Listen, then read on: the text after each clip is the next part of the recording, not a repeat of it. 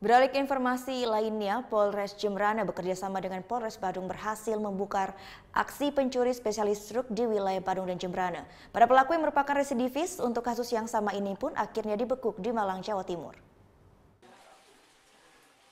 Maraknya aksi pencurian kendaraan besar seperti truk yang diparkir di pinggir halaman akhirnya terkuak.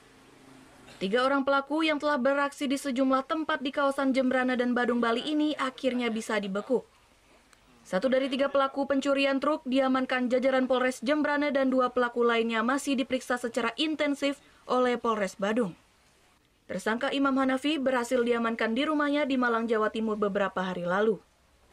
Setelah dilakukan interogasi, Imam Hanafi beserta temannya mengakui aksi pencurian kendaraan truk di kawasan Jembrana beberapa pekan silam. Di mana dari tim Opnal Jembrana bergabung dengan tim Opnal Badung melakukan pengejaran pengembangan ke Jawa Timur.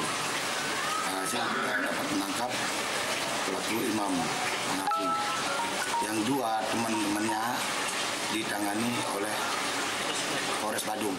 Biasanya aksi pencurian dilakukan oleh para pelaku pada malam hari.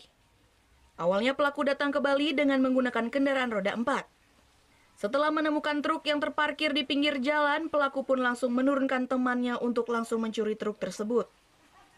Truk hasil curiannya pun langsung dibawa kabur ke Pulau Jawa dan dijual serta digadaikan pelaku.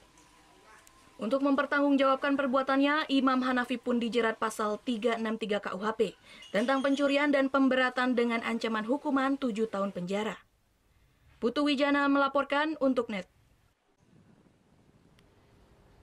Oh iya beneran. Iya, oke. Tapi gue pernah.